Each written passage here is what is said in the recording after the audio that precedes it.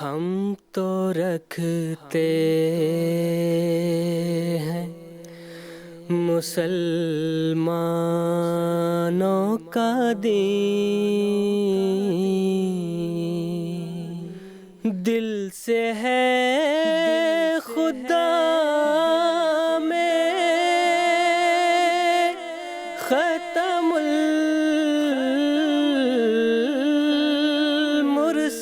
المرسلین،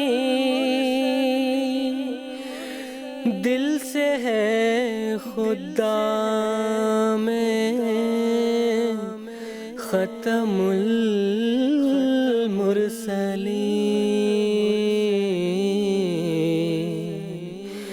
ختم المرسلین۔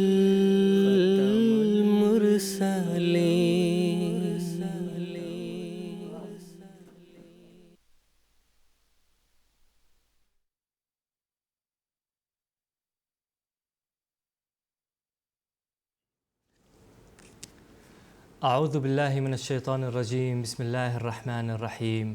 ناظرین کرام، السلام علیکم ورحمۃ اللہ وبرکاتہ۔ آج 10 ستمبر 2022 ہفتے کا دن ہے۔ انڈیا میں اس وقت رات کے 10 بجے ہیں اور GMT کے مطابق اس وقت سہ پہر کے 4:30 بجے ہیں۔ اور ناظرین، یہ وقت ہے پروگرام راہ ہدیٰ کا۔ حضرت اقدس مسیح موعود علیہ السلام کی پیاری بستی قادیان دارالاماں سے پروگرام راہ ہدیٰ کے 4 ایپیسوڈز پر مشتمل اس سیریز کا یہ چوتھا اور آخری ایپیسوڈ لے کر ہم آپ کی خدمت میں حاضر ہیں۔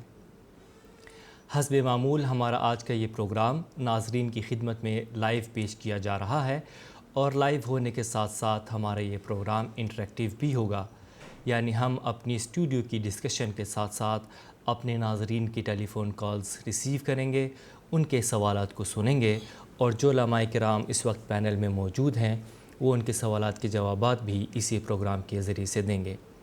ہمارے ناظرین کے لیے ہماری ٹیلی فون لائنز ایکٹیویٹڈ ہیں۔ اس کے علاوہ ٹیکسٹ میسیجز، فیکس میسیجز اور ای میل کی سہولت بھی موجود ہے، جن کے ذریعے سے ہمارے ناظرین ہم تک اپنے سوالات پہنچا سکتے ہیں۔ تو ناظرین، اگر آج کے پروگرام میں آپ ہمارے ساتھ جڑنا چاہتے ہیں اور اپنے سوالات پیش کرنا چاہتے ہیں تو میں امید کرتا ہوں کہ اس وقت آپ اپنے ٹیلی ویژن سکرینز پر ہم سے رابطہ کی تفاصیل مشاہدہ کر رہے ہوں گے۔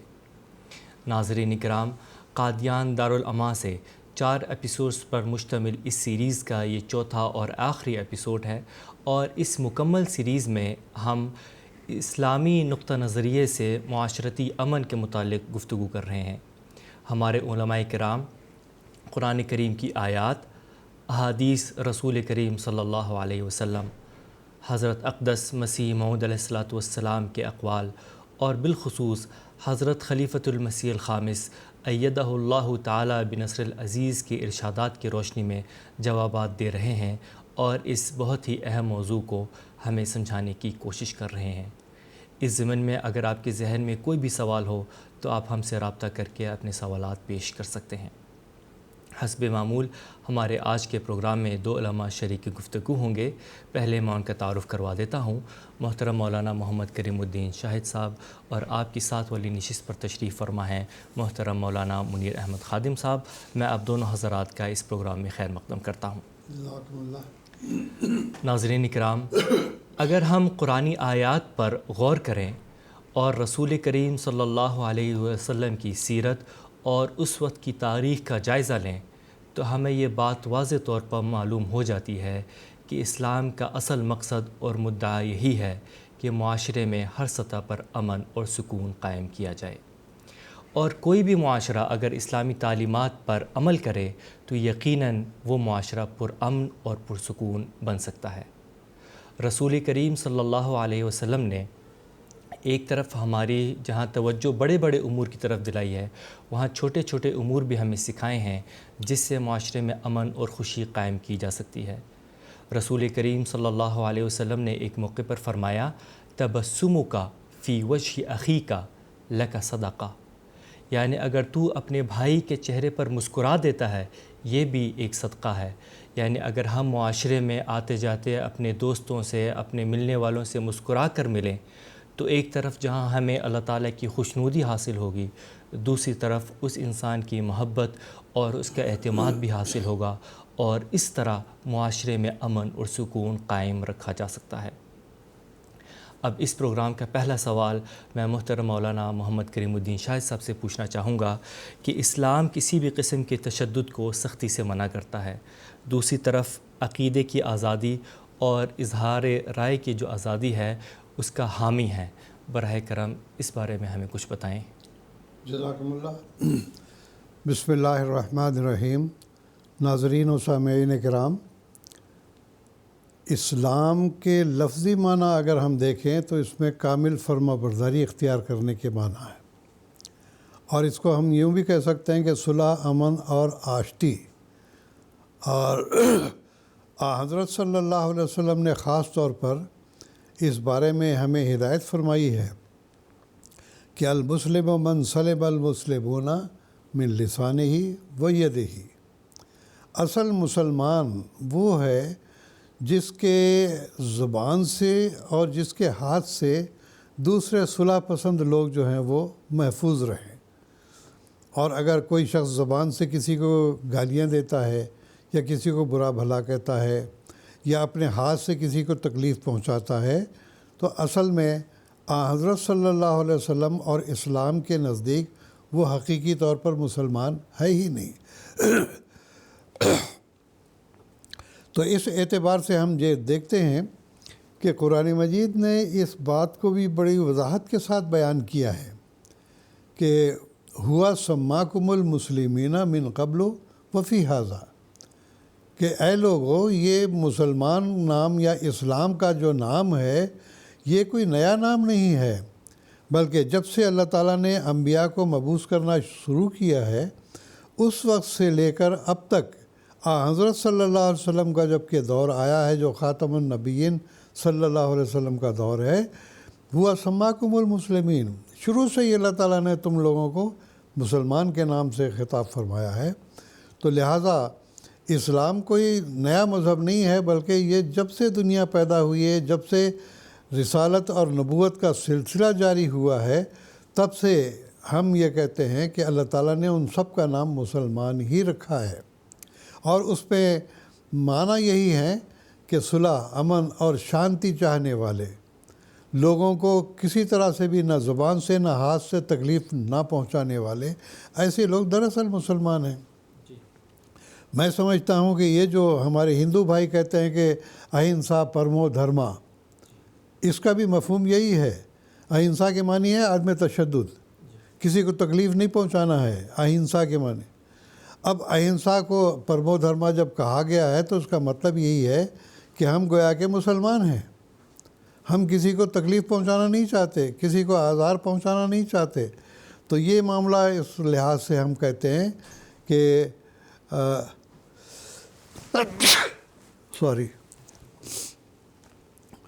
کہ سناتن دھرم جسے ہم کہتے ہیں کہ یہ جو بہت پرانا مذہب ہے، تو چلیے ہم یہ کہتے ہیں کہ سناتن دھرم میں بھی تو اسلام کے معنی ہی پائے جاتے ہیں، اہنسا پرمو دھرما، کسی کو ہاتھ سے نہ زبان سے تکلیف نہیں پہنچانا۔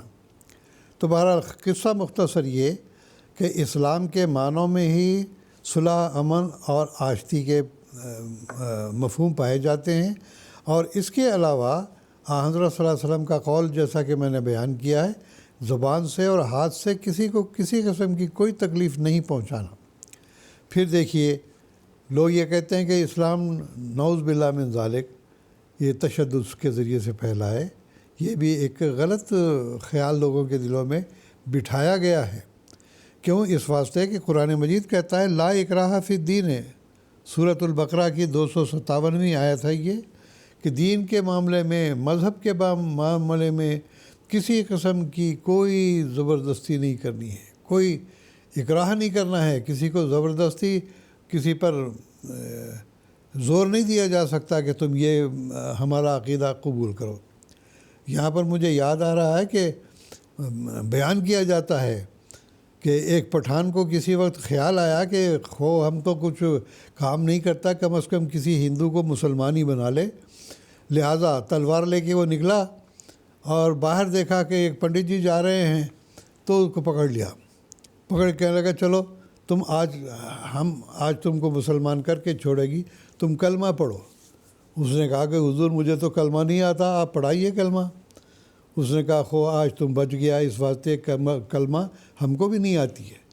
تو یہ اصل میں ایسے لوگوں کا فعل ہے جو دین کو جانتے ہی نہیں ہیں، جن کو کلمہ تک نہیں آتا ہے، اور وہ چلے ہیں مسلمان بنانے کے لیے۔ بھائی مسلمان بنانا ہے، پہلے خود کو مسلمان ثابت کرو۔ مسلمان تو وہ ہے جس کے ہاتھ اور زبان سے کوئی غضن کسی کو نہ پہنچے۔ تو بہرحال یہ بات آگے چلی جاتی ہے۔ تو اللہ تعالیٰ نے قرآن مجید میں یہ بھی فرمایا ہے قُلِ الْحَقُّ مِن رَبِّكُمْ فَمَنْ شَاءَ فَلْيُؤْمِنْ وَمَنْ شَاءَ فَلْيَكْفُرْ۔ یہ سورۃ الکہف کی 30ویں آیت ہے کہ لوگوں کو کھول کر یہ بات بیان کر دو کہ یہ حق ہے، یہ صداقت ہے، اور اللہ کی طرف سے آئی ہوئی صداقت ہے۔ فَمَنْ شَاءَ فَلْيُؤْمِنْ، جو چاہے اس کو مانے، وَمَنْ شَاءَ فَلْيَكْفُرْ، جو چاہے نہ مانے۔ تو اسلام میں کسی قسم کا جبر نہیں ہے، کوئی تشدد نہیں ہے، اور جن لوگوں نے اس قسم کی باتیں بنائی ہیں، یا ایسے ملا جنہوں نے قرآن مجید کو دراصل پڑھا نہیں ہے، وہ جوش اسلام میں ایسی باتیں کر جاتے ہیں جو کہ سراسر اسلامی تعلیمات کے بالکل برخلاف ہیں۔ تو اللہ تعالیٰ نے کہیں پر بھی جبر اور تشدد کی تعلیم ہی نہیں دی ہے۔ اسی طرح سے اللہ تعالیٰ نے فرمایا جزاء سیئۃ سیئۃ مثلھا فمن عفا و اصلح فاجرہ علی اللہ، کہ برائی کا بدلہ اسی قدر برائی ہے جتنا کہ برائی کی گئی ہے، ہاں البتہ جو درگزر کر دیتا ہے، معاف کر دیتا ہے، تو اس کا اجر اللہ تعالیٰ پر ہے۔ یہ سورۃ شورى کی آیت تھی۔ اسی طرح سے اللہ تعالیٰ نے فرمایا کہ دیکھو بعض دفعہ قوم میں آپس میں اختلاف ہو جاتے ہیں، اختلاف کے نتیجے میں دشمنیاں پیدا ہو جاتی ہیں۔ تو ایسے موقع پر بھی اللہ تعالیٰ نے یہ تعلیم دی ہے مسلمانوں کو کہ دیکھو جو لوگ تم سے دشمنی رکھتے ہیں ان سے عدل و انصاف کرنا تمہارا شیوا ہونا چاہیے۔ چنانچہ فرمایا لا یجرمنکم شنآن قوم علی اللہ تعدلوا اعدلوا هو اقرب للتقوی، کہ ایسے لوگ لا یجرمنکم شنآن قوم ان صدوکم عن المسجد الحرام ان تعتدوا وتعاونوا علی البر والتقوی ولا تعاونوا علی الاثم والعدوان، المائدہ 3۔ کہ کسی قوم کی دشمنی تم کو اس بات پر آمادہ نہ کرے کہ انہوں نے تم کو مسجد حرام سے روکا ہوا ہے یا تم پر زیادتی کی ہے، بلکہ تم کو نیکی اور تقوی کے ساتھ ان کے ساتھ سلوک کرنا چاہیے۔ اور ولا تعاونوا علی الاثم والعدوان، اس کے نتیجے میں کوئی برائی والی بات تمہارے سے سرزد نہیں ہونی چاہیے۔ اور جیسا کہ میں نے ابھی پڑھا تھا المائدہ کی آیت ہے ولا یجرمنکم شنآن قوم علی اللہ تعدلوا اعدلوا هو اقرب للتقوی، کہ کسی قوم کی دشمنی تم کو اس بات پر آمادہ نہ کرے کہ تم انصاف سے کام نہ لو، بلکہ انصاف سے کام لو کہ یہی تقوی کے عین قریب ہے۔ تو اس لحاظ سے اسلام تو ہمیں یہ سکھاتا ہے کہ اگر کوئی قوم یا کوئی آدمی ہم سے دشمنی رکھتا ہے تو اس کے ساتھ بھلائی کا سلوک کرو، اس سے اچھا سلوک کرو تاکہ وہ تمہارا گرویدہ ہو جائے۔ اور اگر کوئی قوم تم سے دشمنی رکھتی ہے پھر بھی عدل و انصاف کا تقاضا یہ ہے کہ تم عدل و انصاف سے کام لیتے ہوئے اگر ان کا کوئی حق بنتا ہے تو حق ان کو دلواؤ، اور اگر ان کے لیے کوئی تمہارے پاس احسان کا طریق ہے تو احسان ان کے ساتھ کرو، عدل اور انصاف سے کام لو۔ تو یہ اصل اسلام ہمیں سکھاتا ہے۔ تو عدل و انصاف کی تعلیم قرآن مجید میں جگہ جگہ پائی جاتی ہے۔ حتیٰ کہ آپ دیکھیے اگر کوئی کہے کہ تشدد اسلام میں جائز، اگر کوئی کہتا ہے تو میں کہتا ہوں اس سے بڑا احمق تو کوئی ہے ہی نہیں۔ کیوں؟ اس واسطے کہ اللہ تعالیٰ نے فرمایا ہے وَإِنْ أَحَدٌ مِّنَ الْمُشْرِكِينَ اسْتَجَارَكَ، اگر مشرکین میں سے جو کہ اسلام کو نہیں مانتا بلکہ بت پرست ہے، وہ تمہارے پاس آ کر پناہ مانگتا ہے کہ بھئی مجھے پناہ دے دو، میں رات ٹھہرنا چاہتا ہوں، یا اور میرا کوئی اس وقت موقف ایسا نہیں ہے کہ میں کہیں رات گزار سکوں، تو استجارہ کا فاجر ہو، ان کو تم باقاعدہ طور پر اپنے ہاں پناہ دو ان کو۔ حتیٰ یسمع کلام اللہ ہے ثم ابلغوا ما منہ، یہاں تک کہ وہ قرآن مجید کی تعلیمات بھی سن لیں اور وہ سمجھ لیں کہ تمہارا عقیدہ کیا ہے۔ ثم ابلغوا ما منہ، پھر یہ نہیں کہا کہ اس کو مارو کوٹو، بلکہ کہا کہ جو اس کے امن کی جگہ ہے وہاں اس کو لے جا کے چھوڑ دو۔ تو یہ اسلامی تعلیم ہے کہ اگر کوئی بت پرست بھی آ کر تمہارے پاس پناہ مانگتا ہے تو اس کو پناہ دینا ہے، اور پھر اس کے بعد اس کو تبلیغ جس حد تک کرنا ہے تم کرو، اگر مانتا ہے مانے، نہیں مانا نہ مانے، تو اس کو لے جا کے پھر اس کی جو محفوظ جگہ ہے وہاں پر لے جا کے چھوڑنا ہے کہ کوئی اس کو گزند نہ پہنچا دے۔ پھر دیکھیے حضرت صلی اللہ علیہ وسلم کا جو طریق تھا وہ کیا تھا، اہل مکہ نے کس قدر ظلم کیے، 13 سال تک مسلسل حضرت صلی اللہ علیہ وسلم اور آپ کے صحابہ کو مارا کوٹا، حتیٰ کہ قتل بھی کیے کئی ہمارے صحابہ کو۔ تو ایسے وقت میں ہوا یہ کہ مکے میں شدید قحط پڑا۔ قحط کی صورت میں اب لوگ تو یہ کہتے ہیں کہ لو یہ دشمن بھوکوں مر رہا ہے تو مرنے دو، ہمیں کیا ہے، یہ نہیں، اسلام ہمیں یہ کہتا ہے۔ ابو سفیان جو آن وسلم کا رشتہ دار بھی تھا لیکن شدید مخالف تھا، جنگوں میں اس کی سربراہی ہوتی رہی، وہ مکے میں آیا، لوگوں نے اکسایا اس کو کہ جاؤ آن وسلم کے پاس جا کے کچھ مدد طلب کرو، وہ یقیناً دیں گے تمہیں۔ آن وسلم کے پاس آیا، اس نے کہا کہ مکے کے لوگ، تمہارے قوم بھوکی مر رہی ہے، کیا تم کو اتنا بھی احساس نہیں کہ تم اس کی مدد کرو؟ تو آن وسلم نے فرمایا کہ کیوں نہیں، ہم ضرور مدد کریں گے۔ مسجد میں لوگوں کو اکٹھا کیا اور فرمایا جس کے پاس جو کچھ ہے لاؤ اور ان کو دے دو تاکہ یہ لوگ بھوکے نہ مر جائیں۔ تو اسلام تو یہ تعلیم دیتا ہے کہ اگر ہمارا ایسا دشمن جو ہم پر حملہ آور ہوتا رہا ہے یا حملہ آور ہونے کی کوشش کرتا ہے، ایسا بھی آ کے تم سے مدد طلب کرے، اس کی بھی مدد کرنا اسلام کا فرض ہے۔ کچھ آئیے کہ تشدد کہا، یہ تو بہت بڑی بات ہے تشدد۔ تو اسی طرح سے واقعات تو بہت سارے ہیں۔ حضرت اکرمہ جو ابو جہل کا بیٹا تھا، شدید مخالف تھا، اسلام کے خلاف انہوں نے جنگوں میں بڑا حصہ لیا۔ جب مکہ فتح ہوا ہے تو یہ بھاگ گیا کہ اب تو میری خیر نہیں ہے، اس واسطے کہ میرے لیے تو قتل کا منصوبہ یقیناً تیار ہوگا۔ جب وہ بھاگ گیا تو اس کی بیوی آئی کہ حضور کیا آپ اپنے چچا کے بیٹے کو معاف نہیں کریں گے؟ حضور نے فرمایا کیوں نہیں، ہم تو معاف کرنے کے لیے بیٹھے ہوئے ہیں، جاؤ اس کو بلا لاؤ، ہم نے معاف کر دیا اس کو۔ اور اپنا جو کالے رنگ کا جو عمامہ تھا وہ اس کی بیوی کو دیا کہ یہ لے جاؤ اور ہماری نشانی کے طور پر اس کو دو اور اس کو یہاں پر لے آؤ۔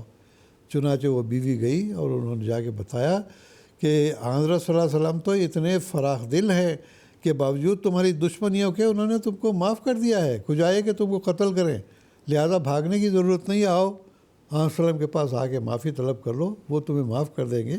تو بہت ساری مثالیں ایسی آتی ہیں، وقت اتنا نہیں ہے کہ ہم سارے باتیں تفصیل سے کریں۔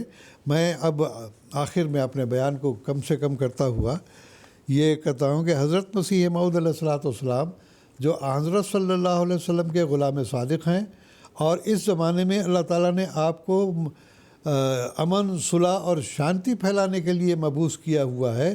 انہوں نے آ کر آخری عمر میں، جب کہ آپ کے 1-2 دن کے بعد آپ کی وفات ہونی تھی، پیغام صلح کتاب لکھی ہے، اس پہ آپ فرماتے ہیں ہم وید کو بھی خدا کی طرف سے مانتے ہیں اور اس کے رشیوں کو بزرگ اور مقدس سمجھتے ہیں۔ خدا کی تعلیم کے موافق ہمارا پختہ اعتقاد ہے کہ وید انسان کا افتراء نہیں ہے۔ انسان کے افتراء میں یہ قوت نہیں ہوتی کہ کروڑا لوگوں کو اپنی طرف کھینچے۔ اسی طرح حضرت کرشن جی کے بارے میں، حضرت رام چندر جی کے بارے میں، اور اسی طرح حضرت بابا نانک کے بارے میں بھی یہی فرمایا۔ ایک اقتباس اور پڑھ کے میں اپنے اس بیان کو کلوز کرتا ہوں۔ یہ تحفہ قیصریہ کا حوالہ ہے۔ آپ فرماتے ہیں یہ اصول نہایت پیارا اور امن بخش اور صلح کاری کی بنیاد ڈالنے والا اور اخلاقی حالتوں کو مدد دینے والا ہے کہ ہم ان تمام نبیوں کو سچا سمجھ لیں جو دنیا میں آئے، خواہ ہند میں ظاہر ہوئے یا فارس میں یا چین میں یا کسی اور ملک میں، اور خدا نے کروڑا دلوں میں ان کی عزت اور عظمت بٹھا دی اور ان کے مذہب کی جڑ قائم کر دی۔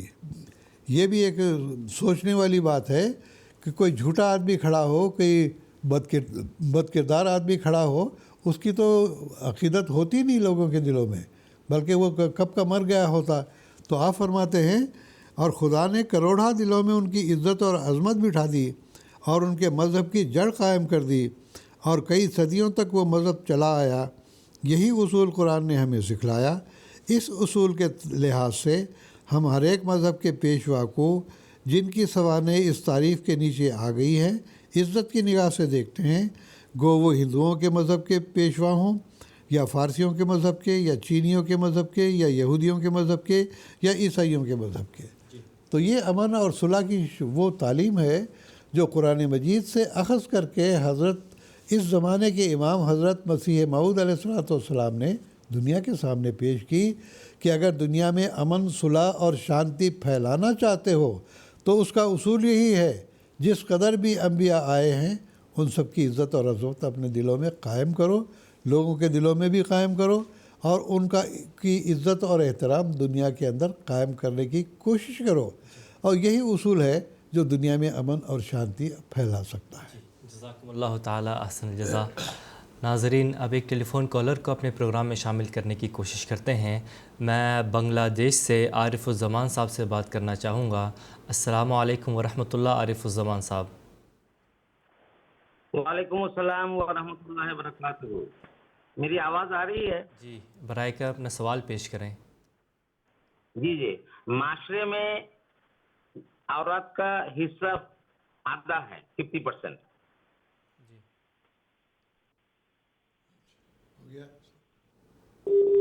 جی، ان کا غالباً آواز کٹ گئی، تو یہ پوچھنا چاہ رہے تھے کہ عورتیں جو ہیں معاشرے میں تقریباً 50% ہے، تو وہ کس طرح معاشرے میں امن قائم کر سکتی ہیں؟ دیکھیے، آج کل تو اگرچہ جو مسلمان نہیں بھی ہیں تب بھی عام طور پر انگریزی کا محاورہ ہے کہ بیوی کو ہاف بیٹر کہا جاتا ہے۔ سب سے اچھی جو کردار ادا کرنے والی ہے وہ ہے۔ یقینی بات ہے کہ اگر عورت چاہے تو میں ضمناً یہ بات بتا دوں کہ گھریلو جھگڑے ہوں یا باہر جھگڑے ہوں یا محلے میں ایک عورت دوسری عورت سے جو لڑتی ہے، اس کی بنیاد بھی یہی ہے کہ عورت کے اندر ایک بعض دفعہ غلط فہمیاں پیدا ہو جاتی ہیں۔ ان تمام باتوں کو دور کرنے کے لیے حضرت صلی اللہ علیہ وسلم نے فرمایا کہ حقیقی عورت تو وہی ہے جو خاوند کا بھلا چاہنے والی ہو، بچوں کا بھلا چاہنے والی ہو، معاشرے کا بھلا چاہنے والی ہو۔ تو لہٰذا جیسا کہ میں نے بیان کیا کہ انگریزی میں تو اس کو ہاف بیٹر کہتے ہیں، تو اللہ تعالیٰ نے قرآن مجید میں عورتوں کو بڑا مقام عطا کیا ہے کہ مردوں کے بعد گھر کی سربراہ اس کو قرار دیا ہے کہ اگر ہم گھر سے امن لے کے چلیں تو پھر محلے میں بھی امن ہوگا، محلے میں امن ہوگا تو شہر میں بھی امن ہوگا، شہر میں امن ہوگا تو دنیا میں بھی امن پھیلے گا۔ تو عورت کو کوئی کمتر حیثیت حاصل نہیں ہے، بلکہ اسلام نے اس کو برابر کا حق دیا ہوا ہے، اور اسلامی معاشرے میں خاص طور پر عورت کے اندر اللہ تعالیٰ نے وہ صفات رکھی ہیں کہ بسا اوقات بڑے بڑے صحابہ بعض باتوں کو سمجھ نہیں سکتے تھے یا یہ کہ سمجھا نہیں سکتے تھے، وہ بعض دفعہ اڑ جاتے تھے۔ مثال کے طور پر ایک بڑا مشہور واقعہ ہے، جب حضرت صلی اللہ علیہ وسلم کو اللہ تعالیٰ نے خواب میں یہ دکھایا کہ خانہ کعبہ کا تم طواف کر رہے ہو، لَتَدْخُلُنَّ الْمَسْجِدَ الْحَرَامَ إِنْ شَاءَ اللَّهُ آمِنِينَ مُحَلِّقِينَ رُؤُوسَكُمْ، کہ مسجد حرام میں تم داخل ہو جاؤ گے۔ تو حضرت صلی اللہ علیہ وسلم نے صحابہ کی کچھ جمعیت لے کر مکے کی طرف روانہ ہو گئے، لیکن صلح حدیبیہ کا جو واقعہ آتا ہے اس میں یہی بیان کیا جاتا ہے، کم از کم 6-7 میل کا فاصلہ ہے، حدیبیہ نام کی جگہ ہے، وہاں پر یہ معاہدہ عمل میں آیا، اور انہوں نے کہا کہ اس سال یہ مسلمان چلے جائیں، اگلے سال آئیں۔ اب وسلم نے فرمایا کہ ٹھیک ہے، ہم اس کو مانتے ہیں، تمام شرائط قبول کر لیں، اور اس کے بعد آ کے آپ نے فرمایا کہ اپنی اپنی قربانی ذبح کر دو۔ صحابہ جو وسلم کے حکم پر دیوانہ وار فدا ہو جایا کرتے تھے، وہ اس قدر غمگین تھے کہ انہوں نے کہا کہ ہم آئے ہیں یہاں پر خانہ کعبہ کا طواف کرنے کے لیے اور قربانی ذبح کر دیں، یہ نہیں ہم سکتا۔ تو ان کے اندر ایک قسم کی جو ہے تھوڑی سی لہت و لال پیدا ہوگی۔ وسلم ذرا غمگین ہو کے حضرت سلمہ رضی اللہ تعالیٰ عنہ کے پاس گئے جو آپ کے ساتھ آئی ہوئی تھی. انہوں نے یہ بات بیان کی. انہوں نے کہا حضور آپ غمگین نہ ہو, صحابہ تو آپ کے حکم پر جو ہے جان نثار کرنے کے لیے تیار ہیں, آپ جا کے اپنی قربانی ذبح کیجئے, پھر دیکھیے صحابہ کیا کرتے ہیں. چنانچہ ہوا ایسا ہی. آپ صلی اللہ علیہ وسلم نے جب قربانی ذبح کی, صحابہ نے دیوانہ وار ساری قربانیاں ذبح کر دیں. تو یہ بڑا عظیم واقعہ ہے کہ ایک عورت نے سارے اس وقت جو ایک قسم کی ایک خلاف ورزی کی صورت پیدا ہو رہی تھی, انہوں نے اس موقع کو سنبھال لیا. تو عورت چاہے تو دنیا کے اندر امن صلح اور شانتی قائم کر سکتی ہے, گھریلو طور پر اپنے خاندان کی, اس کے بعد خاندان سے اپنے محلے کی, اپنے محلے سے اپنے شہر کی, اپنے شہر سے پورے جہان کی. تو عورت کوئی کمتر حیثیت کی نہیں ہے, بلکہ اللہ تعالیٰ نے اس کو بڑی صلاحیتیں عطا کی ہیں, اور وہ چاہے تو ساری دنیا میں امن صلح اور شانتی قائم کر سکتی ہے. جی جزاکم اللہ تعالیٰ احسن جزا. اب اس پروگرام کا دوسرا سوال میں محترم مولانا منیر احمد خادم صاحب سے پوچھنا چاہوں گا کہ اسلام کے آغاز میں مسلمانوں کو مجبوراً بعض جنگیں بھی لڑنی پڑیں اور ان پر کافی اعتراضات بھی کیے جاتے ہیں. براہ کرم ان کی وضاحت فرما دیں. یہ جنگیں جو لڑنی پڑیں دراصل یہ بھی امن کے قائم کرنے کے لیے تھی. اگر یہ جنگیں حضرت صلی اللہ علیہ وسلم کے زمانے میں جو لڑی گئیں اگر نہ ہوتی تو دنیا کو یہ پتہ ہی نہیں لگتا کہ جنگوں کے زمانہ میں امن کو کیسے قائم رکھا جا سکتا ہے. اور اس کا جو پس منظر ہے وہ جب ہم دیکھتے ہیں وہ یہ ہے کہ حضرت صلی اللہ علیہ وسلم نے کفار مکہ سے کیا کہا تھا, یہی کہا تھا نا کہ میں ایک انسان ہوں, بشر ہوں, اور صرف اتنی بات ہے کہ مجھے خدا کی طرف سے یہ وحی کی گئی ہے کہ تمہارا معبود ایک معبود ہے. اب یہ ایک معبود کی بات یا ایک الہ کی بات جب کفار مکہ کے سامنے ان مشرکین کے سامنے پیش کی گئی تو انہوں نے بڑی شدید مخالفت کی.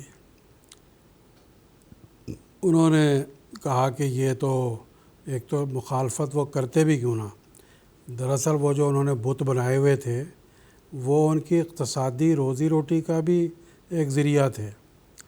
تو وہ لوگ یہ سوچنے لگے کہ یہ بت اگر نہیں پوجیں گے تو ہمارے بہت سے جو رسم و رواج ہیں, بہت سے ہمارے جو کھانے پینے کے ذریعے ہیں وہ سب ختم ہو جائیں گے. اور یہ بڑی عجیب بات ہے کہ یہ کہہ رہے ہیں کہ سارے بت ختم کر دو اور ایک ہی خدا ہے معبود اور وہ نظر بھی نہیں آتا. تو حضرت صلی اللہ علیہ وسلم نے یہی تو فرمایا تھا. اور اس فرمانے کے بعد آگے سے کیا ہوا کہ جب حضور نے یہ بار بار پیغام بھیجا کہ خدا نے مجھے وحی کی ہے, اس کو مانو, تو ان لوگوں نے حضرت صلی اللہ علیہ وسلم پر اور آپ کے صحابہ پر بڑا شدید ظلم کیا. اور وہ جو ظلم کی داستانیں ہیں وہ تاریخ اسلام میں بھری پڑی ہیں کہ کس طریقے سے ان کو مارا گیا, پیٹا گیا, پتھروں پہ لٹایا گیا, جلتی ہوئی بھٹیوں کے اوپر انہیں رکھ کے جو ناچا گیا اوپر, یہاں تک کہ عورتیں جو ہیں ان کے رانوں میں نیزے مارے گئے, دو طرف رانے, اونٹ ایک طرف دوسرا اونٹ ایک طرف, اور وہ جو ہے کھینچ کر ان کی رانوں کو دو ٹکڑے کر دیا گیا. تو حضرت صلی اللہ علیہ وسلم اور آپ کے صحابہ کو صرف یہ کہنے پر کہ ایک خدا کو مانو اتنی تکالیف پہنچائی گئی. اور پھر ان تکالیف کے بعد جب بعض صحابہ برداشت نہیں کر سکے تو حضرت صلی اللہ علیہ وسلم نے ان سے کہا کہ پھر تم ایسا کرو, یہاں نزدیک ایک ملک ہے سمندر پار, حبشہ اس کا نام ہے, وہاں عیسائی بادشاہ ہے, وہاں چلے جاؤ, وہ امن کا ملک ہے, وہ تم لوگوں پر ایسا تشدد نہیں کرے گا. چنانچہ بعض مسلمان وہاں چلے گئے. وہاں جانے کے بعد پیچھے جو مسلمان رہ گئے مکہ میں وہ لگاتار تکلیفیں برداشت کرتے رہے. ہوا کیا کہ حضرت صلی اللہ علیہ وسلم کو اللہ تعالیٰ نے الہاماً فرمایا کہ اب یہ جو مکہ ہے تمہارے لیے امن کی جگہ نہیں رہی, تم لوگ یہاں سے نکل جاؤ۔ چنانچہ آپ نے حضرت ابوبکر رضی اللہ تعالیٰ عنہ سے فرمایا کہ اللہ نے مجھے ہجرت کا حکم دیا ہے۔ صحابہ کو کہہ دیا گیا کہ جو ہجرت کر سکتا ہے وہ کر جائے، اور مدینہ جو ہے وہ دارالہجرت قرار پایا۔ بہت سے صحابہ جو جا سکتے تھے وہ مدینہ چلے گئے۔ حضرت صلی اللہ علیہ وسلم حضرت ابوبکر رضی اللہ تعالیٰ عنہ کے ساتھ گئے، رستے میں غار حرا میں رکے، وہاں پر بھی کفار نے آپ کے اوپر دھاوا بولا، اللہ نے آپ کو بچا لیا اور انعام مقرر کر دیا کہ جو آپ کو پکڑے گا اس کو اتنے 100 اونٹ کا انعام دیا جائے گا۔ بہت سے لوگ پیچھے بھی چلے گئے لیکن اللہ نے وہاں بچا لیا۔ جب اتنی مشکلات اور ظلم و ستم کو برداشت کر کے پریشان ہو کے آپ جو ہے وہ مکہ سے مدینہ تشریف لے گئے تو ان کفار نے مدینہ میں بھی آپ کا پیچھا کیا۔ مدینہ کے جو ابتدائی ایام تھے وہاں پر جو ارد گرد کے مدینہ کے ارد گرد قبائل تھے ان کو اکسانا شروع کر دیا کہ یہ مسلمان یہاں کے بس گئے ہیں، یہ جو ہیں تمہارے لیے بہت خطرہ ہیں، تم کسی طرح کر کے ان پر حملہ کرو اور ان کو دوبارہ مکہ جو ہے وہ آنے کے لیے مجبور کرو۔ چنانچہ حضرت صلی اللہ علیہ وسلم نے جو فرمایا اور صحابہ نے جو اس کو ریکارڈ کیا اور جو حدیثوں میں آتا ہے کہ ابتدائی ایام جو جنگ بدر سے پہلے تھے وہ مسلمانوں کے لیے ایسے تھے کہ مسلمانوں کو مدینہ سے اور ارد گرد کے دیہاتوں سے جہاں وہ کبھی کوئی کاروبار وغیرہ کے لیے جاتے تھے ان کا اغوا کر لیا جاتا تھا اور ان کو جو ہے تکلیفیں پہنچائی جاتی تھی۔ تب اللہ تعالیٰ نے یہ حکم دیا سن 2 ہجری میں کہ اب جب کہ اتنی مظالم کی انتہا ہو گئی، مکہ میں 13 سال مظالم ہوئے، اب تم لوگ مدینہ آ گئے جو مکہ سے 400-450 کلومیٹر کا فاصلہ ہے اور یہاں آ کر بھی تم پر ظلم کی انتہا کی جا رہی ہے، تو پھر اب تم کو اجازت دی جاتی ہے کہ تم جنگ کر سکتے ہو۔ ایسے حالات میں امن کے قائم کرنے کے لیے اجازت دی گئی ہے، اور اس کی دلیل یہ ہے کہ جب وہ پہلی اجازت دی گئی ہے تو اس میں یہ کہا گیا دیکھو جنگ تو کر سکتے ہو، بے شک تم پر ظلم ہوئے، لیکن کرنا کیا ہے؟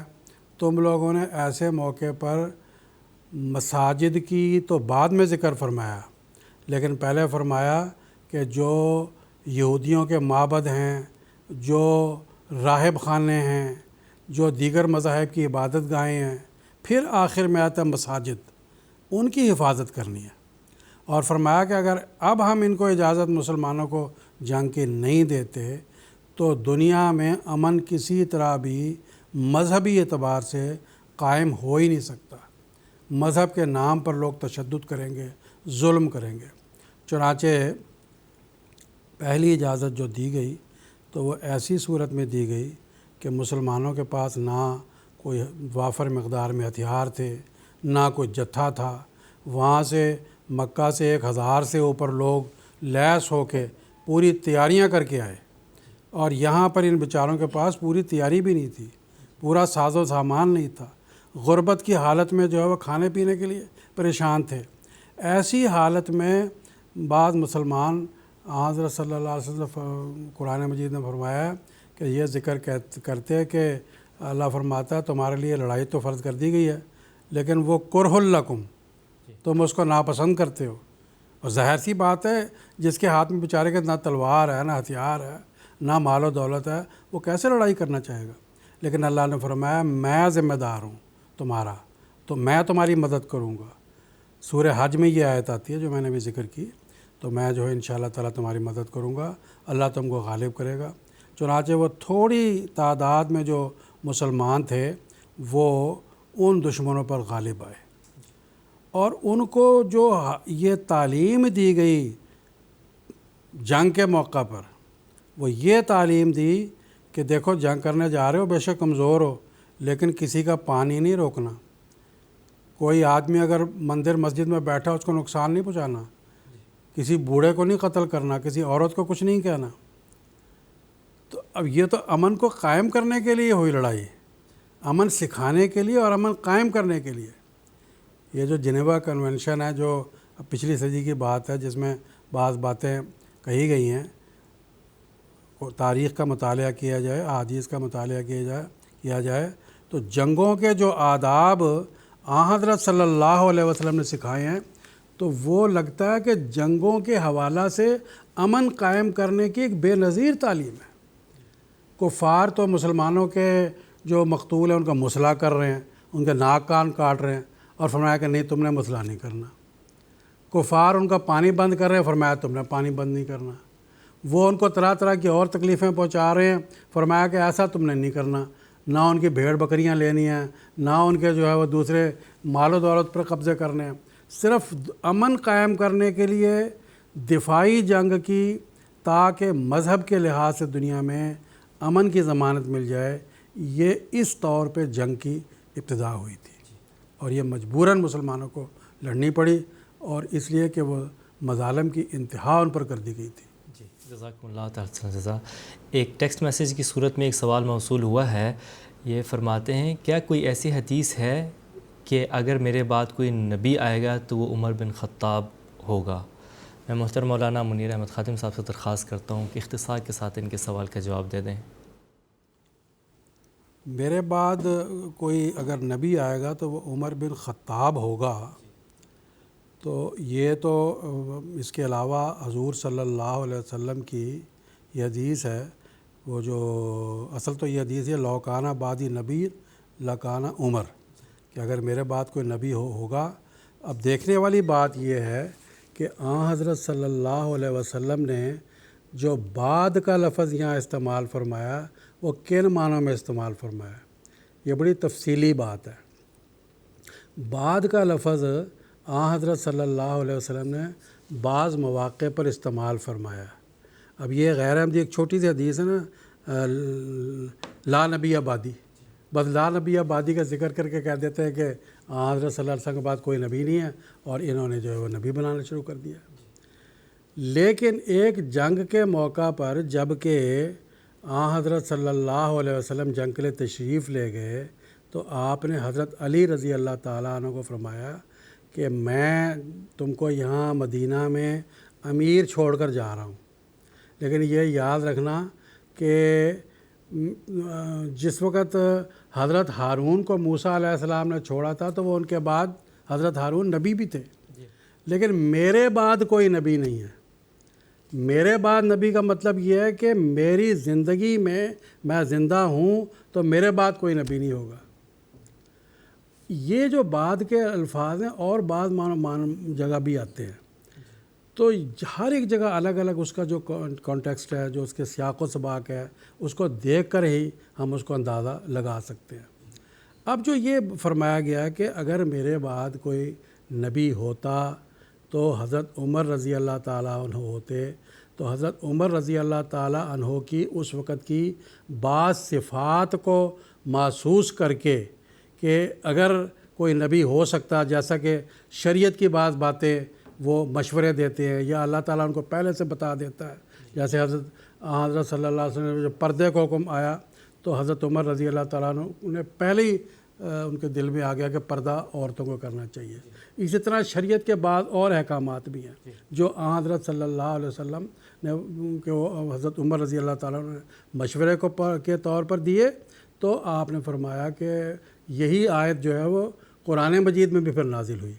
تو یہ جو فرمایا کہ میرے بعد اگر یعنی کہ کوئی نبی ہوتا تو آپ کی زندگی میں جیسے حضرت ہارون علیہ الصلاۃ والسلام حضرت موسیٰ علیہ السلام کی زندگی میں نبی تھے، اور آپ کے بعد وہ نبوت بھی آپ کی غیر موجودگی میں کرتے تھے، تو آپ نے فرمایا کہ اگر میرے بعد میں کسی کو نبی کے طور پر مقرر کرتا تو حضرت عمر رضی اللہ تعالیٰ عنہ کو جو ہے وہ یہ موقع خدمت ملتی۔ جی یہ جزاکم اللہ تعالیٰ احسن جزا۔ اب اس میں عرض کر سکتا ہوں جی جی جی اجازت کے ساتھ کہ جیسا کہ منیر صاحب نے ذکر کیا، بعد کا جو لفظ آیا ہے یہ ہمیشہ میں بیان کیا کرتا ہوں کہ بعد کا لفظ ظرف مبہم ہے عربی زبان میں، یہ اس کی تعین نہیں ہو سکتی کہ کتنے بعد، مان بعد ہے، 10 سال کے بعد ہے، 20 سال کے بعد ہے، 100 سال کے بعد ہے، تو اس کے ساتھ یہ مد نظر رکھنا چاہیے کہ اگر میرے مان بعد کوئی نبی ہونا ہوتا، چونکہ میں خاتم النبیین ہوں یا اللہ تعالیٰ نے فرمایا الیوم اکملت لکم دینکم واتممت علیکم نعمتی، تو اب تو نبوت کا تقاضا نہیں ہے. تو اگر کوئی نبی ہونا ہوتا تو عمر ضرور ہوتے. تو یہ مان بات کی بات ہے. دوسری بات یہ، دوسری احادیث کو اس بارے میں نظر انداز کر دیا جاتا ہے کہ آن وسلم نے فرمایا کیف انتم اذا نزل فیکم مریم امامکم منکم. اب جب کوئی نبی آنا ہی نہیں تھا تو عیسیٰ کہاں سے آ جائیں گے؟ تو یہ بھی تو بات ہے. تو آن وسلم کے جیسے کہ ابھی آپ نے ذکر کیا لا نبی بعدی، میرے بعد کوئی نبی نہیں. تو یہ کب تک نبی نہیں آئے گا؟ جب تک کہ عیسیٰ کا نزول نہیں ہوگا. تو اس اعتبار سے علماء میں اختلاف اس بارے میں ہے کہ مان بعد کوئی نبی نہیں ہوا، یا یہ کہ عیسیٰ علیہ السلام آئیں گے. اب دیکھیے دغلی پالیسی ہے یہ کہ نبی نہیں آئے گا لیکن آسمان سے اتار رہے ہیں ایک نبی کو کہ پہلے سے نبی موجود ہے. تو یہ تو بچوں کا کھیل ہو گیا. اللہ تعالیٰ تو کبھی ایسا نہیں کرتا کہ کوئی آدمی یہ کہے کہ میں 100 سال پرانا کھانا میں نے توشے میں رکھا ہوا ہے وہ کھاؤں گا، بلکہ وہ کہتا ہے کہ تازہ بناؤ تازہ کھاؤ. تو اس لحاظ سے آن وسلم نے فرمایا کہ نزول عیسیٰ ابن مریم کی احادیث کو مد نظر رکھتے ہوئے اور لا نبی بعدی کو ملحوظ رکھتے ہوئے کہ کتنے سال کے بعد نہیں ہوگا نبی، تو اس لحاظ سے احادیث میں یہ موجود ہے کہ تمام احادیث کو یکجائی صورت میں ملحوظ اگر رکھا جائے تو کھل کر ساری بات سامنے آ جاتی ہے. جزاکم اللہ تعالی احسن جزا. ناظرین، اب پروگرام کو آگے بڑھانا چاہوں گا اور محترم مولانا کریم الدین شاہد صاحب سے میرا یہ سوال ہے کہ قرآن کریم کی سورۃ الفاتحہ میں یہ ذکر ہے اللہ تعالیٰ کے بارے میں کہ رب العالمین ہے وہ، یعنی اسلام جس خدا کو پیش کرتا ہے وہ تمام جہانوں کا رب ہے. وہ رب للمسلمین نہیں ہے، بلکہ صرف مسلمانوں کا نہیں بلکہ عالمین کا رب ہے. براہ کرم اس کی وضاحت فرما دیں. یہ اسلامی تعلیم کا خلاصہ بھی ہم کہہ سکتے ہیں، یا اسلامی تعلیم کا ایک ایسا زرین اصول بیان کیا گیا ہے کہ جس میں اللہ تعالیٰ نے اس بات کو بیان کیا کہ دیکھو، یہ پچھلے ایپیسوڈ میں ہم نے اس بات کو ذکر کر دیا تھا کہ تمام مخلوق اللہ تعالیٰ کی کنبہ ہے. الخلق و عیال اللہ، فاحب الخلق الی اللہ من احسن الی عیالہ. سب سے پسندیدہ مخلوق وہ ہے جو من احسن الی عیالہ، جو اللہ تعالیٰ کی مخلوق کے ساتھ عمدہ سلوک کرنے والا. تو اس لحاظ سے ہم دیکھتے ہیں کہ رب العالمین اللہ تعالیٰ نے قرآن مجید میں اپنے رب کو یہ نہیں کہا، رب المسلمین نہیں کہا، رب العرب نہیں کہا، یا رب الصین نہیں کہا، رب الیابان نہیں کہا، بلکہ رب العالمین. تمام دنیا کے جتنے بھی عالم ہیں ہر عالم کا رب ایک ہی ہے. اور آج دنیا ماننے پر مجبور ہے. کیا چاہے ہندوؤں سے پوچھ لو، سکھوں سے پوچھ لو، مسلمانوں سے پوچھ لو، یا غیر مذاہب سے پوچھ لو، وہ کہتے ہیں سب کا رب تو ایک ہی ہے بھائی، پھر لڑائی کس بات کی. ہاں، تعلیمات مختلف زمانے میں اللہ تعالیٰ نے اس زمانے کے اعتبار سے نازل کی ہیں. اگر کوئی ان تعلیمات کو نہیں چھوڑتا ہے تو ٹھیک ہے، اس کی مرضی ہے، کوئی جبر و تشدد نہیں. تو اس لحاظ سے رب المسلمین نہیں کہا، رب العالمین کہا. اب دیکھیے رب العالمین کس طرح ہے. پہلے بھی ہم بیان کرتے رہے ہیں کہ رب العالمین وہ خدا ہے جو ایک دہریہ کو، جو کہ خدا کو مانتا ہی نہیں بلکہ خدا کو گالیاں دینے والا ہے، اس کو بھی تو وہ رزق دے رہا ہے. وہ رب ہے. اس کو رب کا کام یہ کیا ہے؟ اس کو کھلانا پلانا سب کچھ کرنا. بارش برساتا ہے، سب پہ برساتا ہے. اور اسی طرح سے دیگر جو ضروریات ہیں، یہ سورج کی روشنی ہے، سب کے لیے یکساں ہے، چاہے وہ دہریہ ہے یا کوئی ہو. تو گویا کہ رب العالمین میں اللہ تعالیٰ نے ایک عالمگیر مذہب کے طور پر اور عالمگیر خدا کے طور پر رب کو پیش کیا کہ اگر ہر مذہب والا یہ سوچے کہ ہندو اگر یہ سوچتا ہے کہ ایشور جو ہے وہ ایک ہے، مسلمان چاہے اس کو اللہ کہہ لے، عیسائی چاہے اس کو گاڈ کہہ لے، یا یہودی اس کو یہوہ کہہ لے، یا ہمارے سکھ بھائی جو ہے وہ کہتے ہیں واحے گرو جسے کہتے ہیں. تو مختلف نام ہم نے رکھ لیے ہوئے ہیں. تو یہ سب سب کے سب اللہ تعالیٰ کے ایسے صفاتی نام ہیں. اگر اس کا ذاتی ہے تو صرف اللہ کا نام ہے، جیسے کہ قرآن مجید نے اس کا ذکر کیا ہے. تو بہرحال اللہ تعالیٰ نے تمام جہان کو یکجا کرنے کے لیے، تمام جہان کی جو کیفیات، ذہنی کیفیات ہیں، ان کو یکجا کرنے کے لیے کہ دیکھو تمہارا پیدا کرنے والا کون ہے. قرآن مجید کہتا ہے کہ یا ایھا الناس اتقوا ربکم الذی خلقکم من نفس واحدۃ، ایک نفس سے پیدا کیا. یہ سورۃ النساء کی پہلی آیت ہے کہ ایک نفس سے پیدا کیا. فخلق منھا زوجھا وبث منھما رجالا کثیرا ونساء. تو گویا ایک نفس سے پیدا کیا ساری مخلوق کو. تو ہمارا اگر غور کیا جائے تو آن وسلم نے فرمایا الا ان ربکم واحد و ان اباکم واحد. تو ایک واحد رب بھی ہمارا ایک ہے، اور جو جس سے دنیا یہ بنی ہے نفس واحدہ وہ بھی ایک ہے. تو اس لحاظ سے اتحاد کی طرف اللہ تعالیٰ نے توجہ دلائی ہے. رب العالمین ہے وہ رب المسلمین نہیں ہے، رب الہنود نہیں ہے، رب الیہود نہیں ہے، رب ان کو عیسائیوں کو کیا کہتے ہیں، مسیحیین. ہاں. تو بہرحال کہنے کا مطلب یہ کہ اسلام نے ایک عالمگیر نظریہ اللہ تعالیٰ کے ذات سے متعلق بنایا. اور اسی طرح سے حضرت صلی اللہ علیہ وسلم نے جو خطبہ حجۃ الوداع ہے اس پہ فرمایا یا ایھا الناس انا خلقناکم من ذکر و انثی وجعلناکم شعوبا وقبائل لتعارفوا ان اکرمکم عند اللہ اتقاکم. یہ سورۃ الحجرات کی آیت ہے.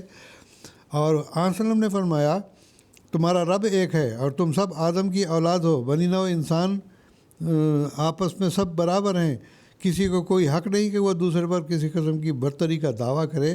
لا فضل للعربی ولا العجمی.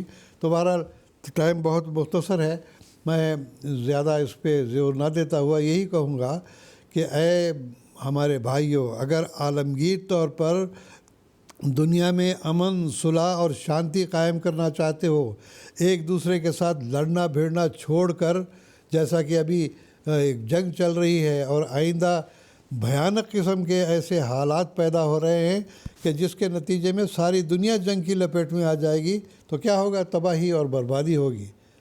ایٹم بم بنائے ہوئے ہیں، ایک ایٹم بم پڑا نہیں، پورے کا پورا ملک ختم ہو جائے گا. تو اس لحاظ سے اللہ تعالیٰ نے توجہ دلائی ہے کہ اسلام نے رب العالمین خدا کو پیش کیا ہے. تم سب ایک خدا کی اولاد ہو اور ایک خدا کے بندے ہو، اس کی طرف رجوع کرو، امن، صلح اور شانتی خود ہی قائم ہو جائے گی. اس واسطے کہ زیادہ یہ ان حالات میں جو ہے زیادہ کسی ایسی بات پر زور دینا ممکن نہیں ہے کہ تم بھائی ہم ایشور کو نہیں مانتے یا گاڈ کو نہیں مانتے یا پرمیشور کو نہیں مانتے. یہ بات غلط ہے. سب کا رب ایک ہے. آج کل یہ ذہنیت بن چکی ہے اور سب مذاہب والے کہتے ہیں ہمارا سب کا رب ایک ہے. لہٰذا اس خدا کی خاطر آپس پہ لڑنا بھیڑنا چھوڑو کہ یہ سب خدا کی مخلوق ہے. جو خدا کی مخلوق سے اچھا سلوک کرتا ہے وہی رب کو پیارا ہے. جو اس سے بدسلوکی کرتا ہے اللہ اس سے ناراض ہے. جی جزاکم اللہ تعالیٰ احسن جزا. ناظرین، اب اس پروگرام کا آخری سوال میں محترم مولانا منیر احمد خادم صاحب سے پوچھنا چاہوں گا کہ رسول کریم صلی اللہ علیہ وسلم رحمۃ للعالمین کے طور پر مبعوث کیے گئے تھے، یعنی تمام جہانوں کے لیے آپ رحمت کے باعث تھے. رسول کریم صلی اللہ علیہ وسلم نے اپنے عملی نمونے سے کس طرح رحمت ثابت ہوئے اور کس طرح آپ نے دنیا کو امن اور سلامتی کی طرف لے کے گئے؟ اصل میں تو رحمت للعالمین کا جو منصب ہے جی، وہ حضرت صلی اللہ علیہ وسلم سے پہلے ہو ہی نہیں سکتا تھا، کیونکہ آپ سے پہلے جتنے بھی انبیاء علیہم السلام گزرے ہیں وہ سب کسی خاص قوم کے لیے، کسی خاص علاقے کے لیے تھے.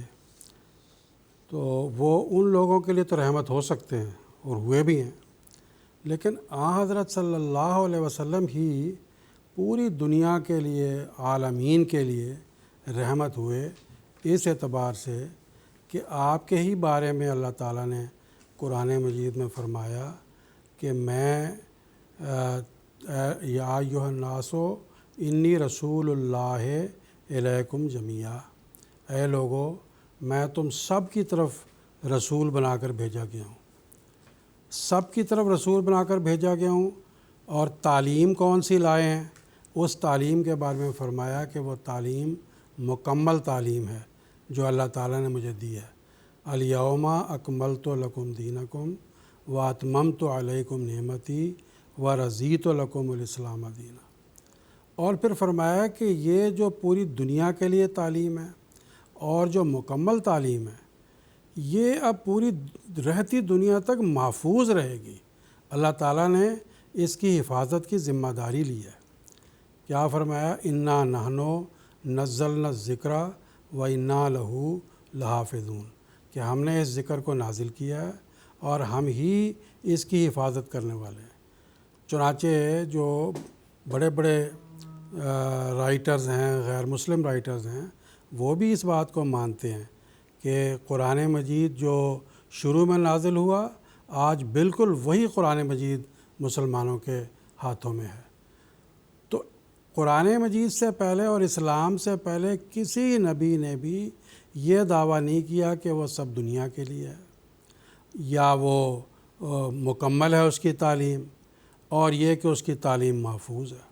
ہاں بعض جگہوں پہ آپ دیکھیں گے انجیل وغیرہ میں، بائبل میں ایسے جملے ملتے ہیں جس میں ذکر آتا ہے پوری دنیا کا، تو وہ اگر ہم غور سے ان جملوں کو پڑھیں تو وہ پیش گوئیاں ہیں جو حضرت صلی اللہ علیہ وسلم اور آخری زمانے میں آنے والے مسیح کے بارے میں، وہ اس رنگ میں ہیں۔ وہ اس لیے نہیں ہے کہ وہ حضرت عیسیٰ علیہ السلام جو اس وقت آئے تھے ان کے لیے، یا حضرت موسیٰ علیہ السلام کے لیے، یا بنی اسرائیل کے جو انبیاء ہیں ان کے لیے۔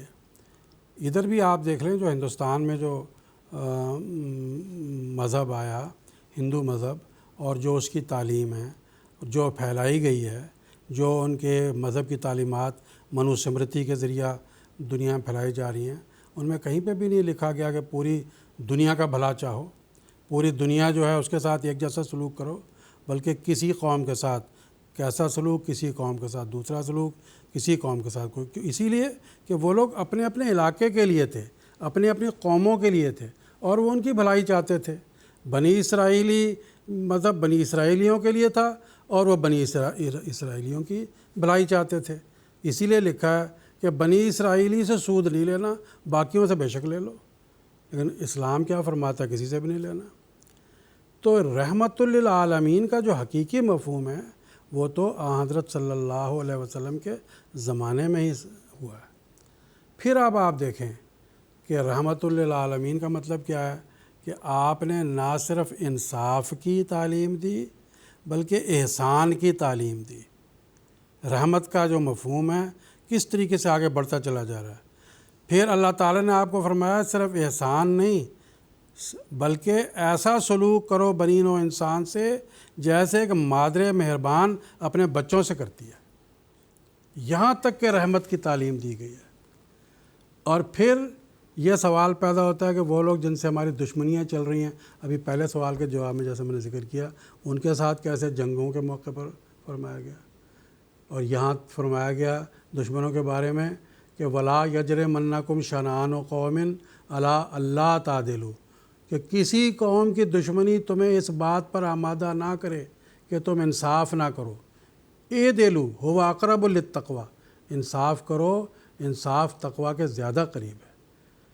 تو رحمت للعالمین کی جو رحمت ہے وہ پوری دنیا میں پھیلی پڑی ہے۔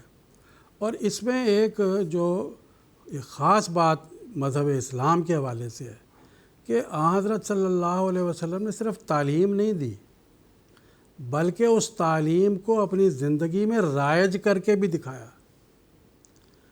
اس تعلیم پر آپ نے عملی نمونے بھی پیش کیے، اور پھر صرف آپ نے عملی نمونے نہیں پیش کیے بلکہ آپ نے اپنے پیچھے ایک ایسی قوم پیدا کی جنہوں نے اس تعلیم پر عمل کر کے دکھا دیا۔ تو یہی ہے وہ رحمت للعالمین۔ میں آخر میں ایک مختصر حوالہ ہے حضرت اقدس مسیح موعود علیہ الصلوۃ والسلام کا، وہ پڑھ کے ختم کرتا ہوں۔ حضور فرماتے ہیں یاد رکھو کہ کتاب مجید کے بھیجنے اور حضرت صلی اللہ علیہ وسلم کی بعثت سے اللہ تعالیٰ نے یہ چاہا ہے کہ تا دنیا پر عظیم الشان رحمت کا نمونہ دکھایا جائے، جیسے فرمایا ما ارسلناک الا رحمت للعالمین، اور ایسا ہی قرآن مجید کے بھیجنے کی غرض بتائی کہ ہدی للمتقین، یہ ایسی عظیم الشان اغراض ہیں کہ ان کی نظیر نہیں پائی جاتی۔ اس لیے اللہ تعالیٰ نے چاہا کہ جیسے تمام کمالات متفرقہ جو انبیاء علیہ السلام میں تھے وہ رسول اللہ صلی اللہ علیہ وسلم کے وجود میں جمع کر دیوے، اور تمام خوبیاں اور کمالات جو متفرق کتابوں میں تھے وہ قرآن شریف میں جمع کر دیوے، اور ایسا ہی جس قدر کمالات تمام امتوں میں تھے وہ اس امت میں جمع کر دیوے۔ جیسا کہ خدا تمام جہانوں کا خدا ہے، ایسا ہی آن حضرت صلی اللہ علیہ وسلم تمام دنیا کے لیے رسول ہیں اور تمام دنیا کے لیے رحمت ہیں، اور آپ کی ہمدردی تمام دنیا سے ہے، نہ کسی خاص قوم سے۔ اور خدا نے آن حضرت صلی اللہ علیہ وسلم کی امت کو بھی وہ کامل اور عام ہمدردی کی تعلیم دی ہے کہ کسی دوسرے رسول کو ہرگز نہیں دی۔ چشمہ معرفت۔ جی جزاکم اللہ تعالیٰ احسن جزا۔ ناظرین، پروگرام کے اختتام پر ایک ٹیلی فون کالر کو اپنے پروگرام میں شامل کرنا چاہوں گا۔ میں انڈیا سے قریشی عبدالحکیم صاحب سے بات کرنا چاہوں گا۔ السلام علیکم ورحمۃ اللہ۔ وعلیکم السلام محترم، میری عاجزانہ گزارش یہ ہے کہ آج کا دور ایک تعلیمی دور کہلاتا ہے، لیکن اس حقیقت سے انکار بھی نہیں کیا جا سکتا کہ آج کا دور کئی قسم کے خطرناک حالات سے گزر رہا، بلکہ میں یوں کہوں گا کہ آج کا ایک بہت بڑا المیہ ہے، معاشی اعتبار سے بھی، سیاسی اعتبار سے بھی، جنگ کے اعتبار سے بھی۔ حضرت مسیح السلام فرماتے ہیں کہ آؤ لوگوں کی یہیں نور خدا پاؤ گے، لو تمہیں طور تسلی کا بتایا ہم نے۔ وہ جماعت احمدیہ یہ دعویٰ کرتی ہے کہ آج قیام امن عالم کی خاطر خلافت حق کے زیر سایہ آنا ضروری ہے، جبکہ دیگر مذاہب کے لوگ یہ کہتے ہیں کہ ہماری تعلیمات کے ذریعے بھی قیام امن ہو سکتا ہے۔ تو ہم احمدی لوگ ان لوگوں کو کس طرح سمجھائیں کہ آج اگر قیام امن عالم قائم ہو سکتا ہے تو صرف اور صرف جماعت احمدیہ نے خلافت اسلامی احمدیہ کے ذریعے۔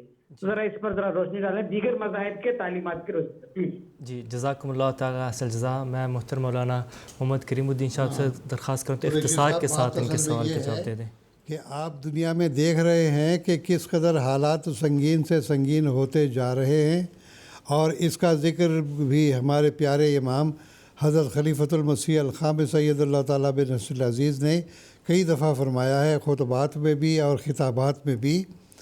تو اب یہ دیکھیں کہ اس دنیا میں اگر امن، شانتی اور صلح کے لیے کسی کا دل تڑپ رہا ہے تو کس کا دل تڑپ رہا ہے؟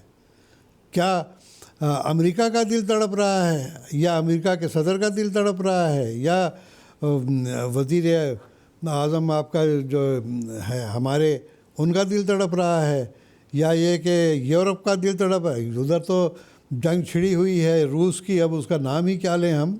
اب جاپان کی طرف دیکھیں، آسٹریلیا کی طرف دیکھیں، دنیا کے کسی بھی ملک میں دیکھیں، کیا ان کا دل امن عالم کے لیے تڑپ رہا ہے جیسا کہ خلیفۃ المسیح الخامس اید اللہ تعالیٰ بن نصر العزیز کا تڑپ رہا ہے؟ جہاں بھی آپ جاتے ہیں وہاں پر سربراہان مملکت کو اپنے خطوط لکھے، پھر اس کے علاوہ آپ نے جہاں جہاں بھی سیمینار کیے وہاں امن، صلح اور شانتی کی طرف توجہ لوگوں کو دلائی، اور آئندہ کے لیے بھی ان کو توجہ دلا رہے ہیں کہ دیکھو بھائی، اگر یہ حقیقی امن کی تعلیم اسلام نے جو پیش کی ہے اس کو اگر تم نظر انداز کرو گے تو دنیا میں کبھی امن قائم نہیں ہو سکتا۔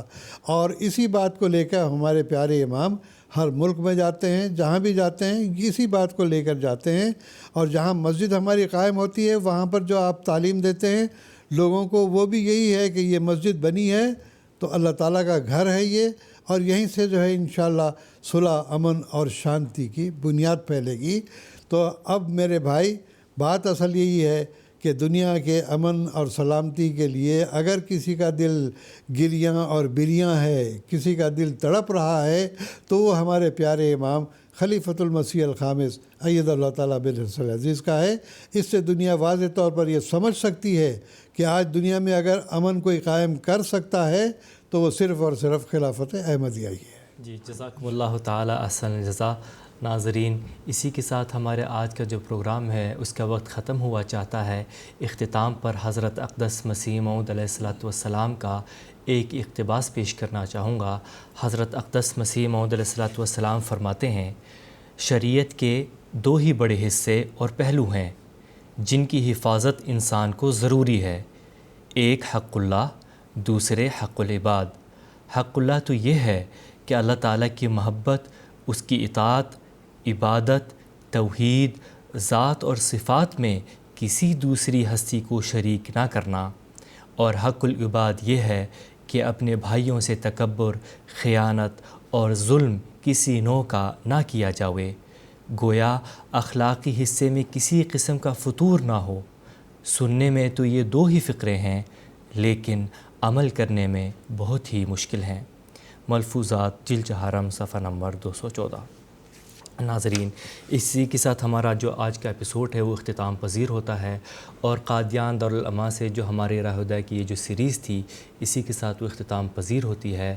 انشاءاللہ تعالی ہمارا اگلا ایپیسوڈ پروگرام راہ ہدایٰ کا 17 ستمبر 2022 انڈین وقت کے مطابق رات 10 بجے اور جی ایم ٹی کے مطابق سہ پہر 4:30 بجے ایم ٹی کے کسی اور اسٹوڈیو سے لائیو نشر ہوگا۔ 4 ایپیسوڈز پر مشتمل ایک نئی سیریز لے کر آپ کی خدمت میں حاضر ہونے کی امید کے ساتھ آپ سے اجازت چاہتے ہیں۔ السلام علیکم ورحمۃ اللہ وبرکاتہ۔ آؤ لوگوں کہ یہی نور خدا پاؤ گے، لو تمہیں طور تسلی کا بتایا ہم نے۔